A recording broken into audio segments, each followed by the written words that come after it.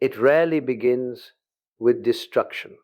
In fact, it begins with something that feels almost sacred. A man encounters a woman who seems to understand him in ways no one else ever has. She listens deeply, mirrors his values, reflects his dreams back to him with precision. The connection feels immediate, intense, almost fated. He is not just seen, he is validated. And in that validation, something powerful happens. He lowers his guard. This phase is often mistaken for love, but psychologically, it is something far more calculated. It is a form of emotional conditioning. Every message, every compliment, every moment of attention is carefully excessive. It creates a rapid attachment, a kind of emotional acceleration that bypasses the natural pace of trust. The man does not build the relationship, he is pulled into it. What makes this so effective is that it targets something deeply human, the desire to be understood without effort. When someone appears to offer that instantly, the mind does not question it, it embraces it. But this is where the subtle danger lies, because what he is falling in love with is not her authentic self, but a reflection of his own unmet needs, perfectly projected back at him. Over time, this intensity creates dependency. He begins to associate his sense of worth, peace, and identity with her presence. And once that association is established, it becomes incredibly difficult to break. Because now, he is not just attached to her, he is attached to how she makes him feel about himself. And this is the foundation upon which everything else will be built. Not truth, not stability, but illusion, a carefully constructed emotional reality that feels real enough to trust, yet fragile enough to collapse at any moment. Because when love begins as an illusion, it does not evolve into truth. It evolves into control. Once that initial illusion has taken hold, something more subtle begins to unfold. The shift is not dramatic. It is almost imperceptible. The same woman who once affirmed his reality now begins to question it. Small contradictions appear. Words are denied, events are reframed, emotions are dismissed. And because the foundation was built on such intense trust, he does not immediately resist. He adapts. This is where psychological manipulation takes its true form, not through force, but through confusion. He recalls a conversation one way. She insists it happened differently. He expresses hurt. She tells him he is overreacting. Over time, these moments accumulate, and a quiet erosion begins, not of the relationship, but of his perception of reality itself. The mind, when faced with repeated contradiction, seeks resolution. But instead of questioning her, he begins to question himself. Maybe I misunderstood. Maybe I am being too sensitive. These are not harmless thoughts. They are the early signs of internal fragmentation. He is slowly being separated from his own inner compass. What makes this process so dangerous is that it does not feel like control. It feels like self-doubt. And self-doubt is far more powerful because it comes from within. She no longer needs to dominate him externally. He begins to regulate himself according to her version of truth. In psychological terms, this is a restructuring of identity.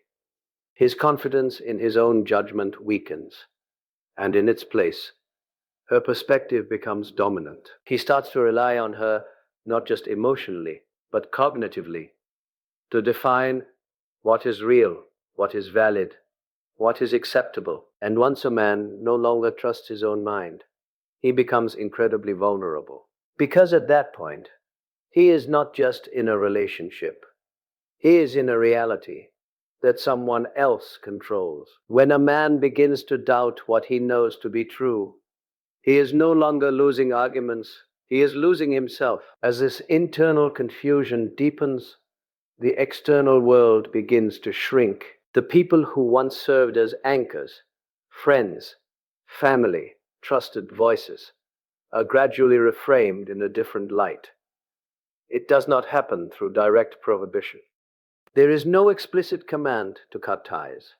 Instead, there are suggestions, subtle and persistent. They don't really understand you. They're jealous of what we have. They're trying to come between us. And because his sense of reality has already been destabilized, these suggestions do not meet strong resistance. What follows is not forced isolation, but chosen distance. He begins to withdraw, often believing it is his own decision.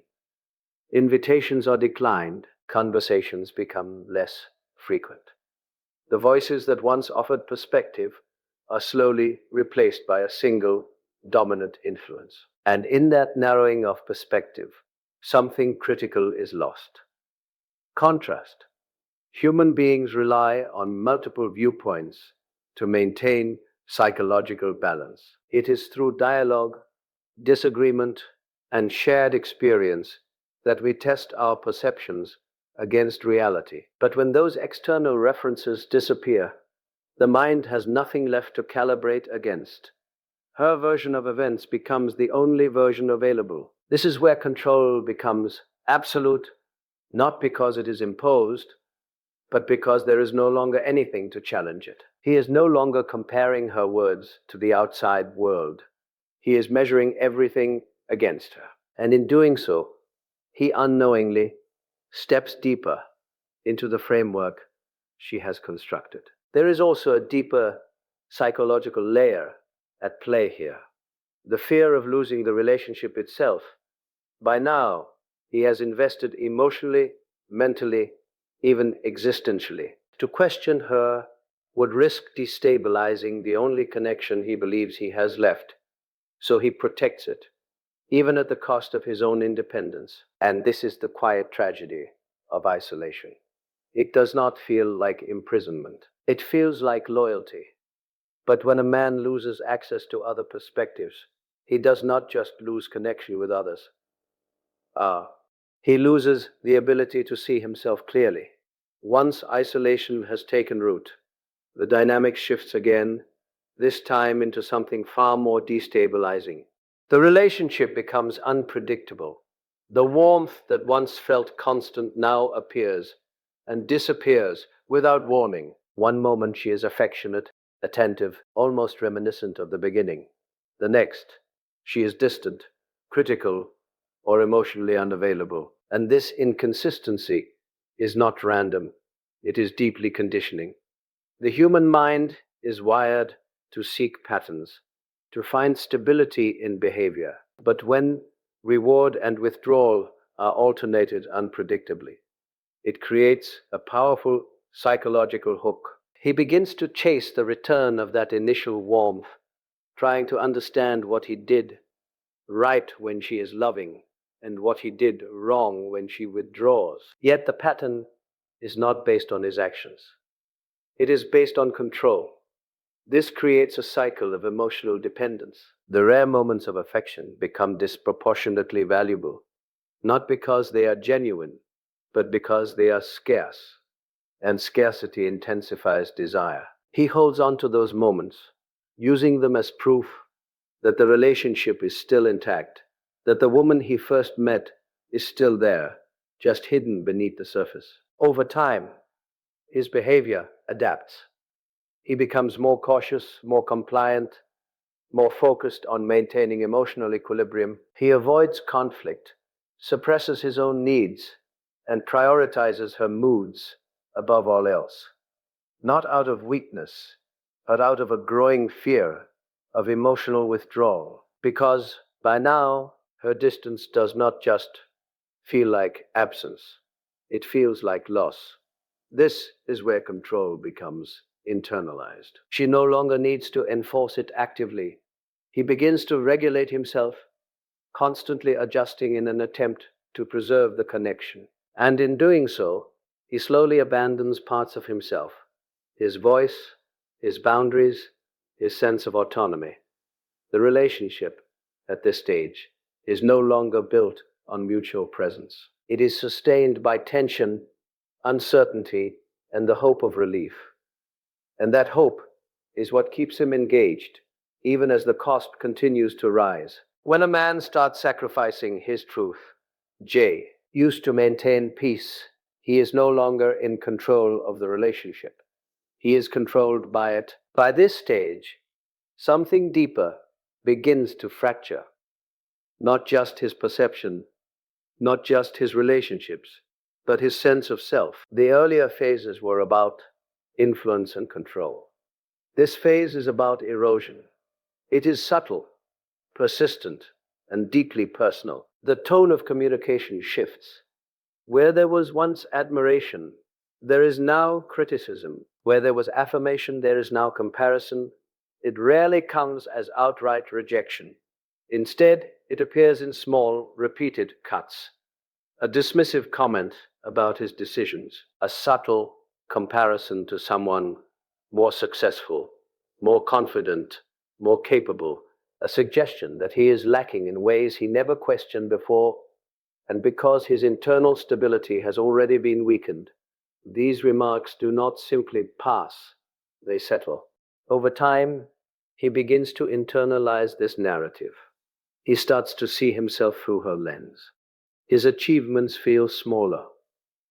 His strengths feel insufficient. Even his efforts to improve are reframed as evidence that he was never enough to begin with. And in this process, something critical is lost. His self-respect. Psychologically, this is where dependency becomes identity. He no longer seeks validation from within. He seeks it from her. But the validation he once received freely is now conditional, inconsistent, and often withheld. This creates a constant state of striving, an attempt to earn back a sense of worth that was slowly taken from him. The paradox is that the more he tries to prove himself, the more he reinforces the belief that he is not already enough. He becomes trapped in a loop of self-correction, constantly adjusting, constantly questioning, constantly falling short of an ever-shifting standard. And this is the true collapse of self-worth. It is not a sudden realization, but a gradual acceptance of a diminished identity. He forgets who he was before the relationship. And more importantly, he begins to believe he cannot exist without it. When a man no longer recognizes his own value without someone else defining it, he is not just losing confidence, he is losing his identity. And so, what began as intensity now reaches its inevitable conclusion. Not with a dramatic explosion, but with a quiet collapse. By this point, the man is no longer the person who entered the relationship. His clarity has been replaced by confusion, his confidence by hesitation, his sense of direction by emotional fatigue. What remains is not partnership, but survival within a system that has yes, consumed him. The marriage, on the surface, may still exist. From the outside, it can appear intact, two people bound by routine, by shared history, perhaps even by obligation. But internally, something essential has broken. Communication is no longer honest. It is strategic. Emotions are no longer expressed freely. They are measured, filtered, restrained. He is no longer living within the relationship. He is navigating it. There are two common outcomes here. In one, the structure finally collapses. The weight of tension, resentment, and psychological strain becomes too much, and the relationship ends. But even in separation, the damage does not simply disappear. He carries with him the patterns, the doubts, the fractured sense of self that was built over time. The relationship ends, but its imprint remains. In the other outcome, the relationship persists, but in a hollow form. He stays, not because he is fulfilled, but because he no longer believes in an alternative. The idea of leaving feels more threatening than the reality of staying. And so, he adapts fully. He silences parts of himself completely, avoids conflict at all costs, and accepts a version of life that is far beneath what he once imagined. This is the final stage, not just the breakdown of a marriage, but the quiet surrender of identity.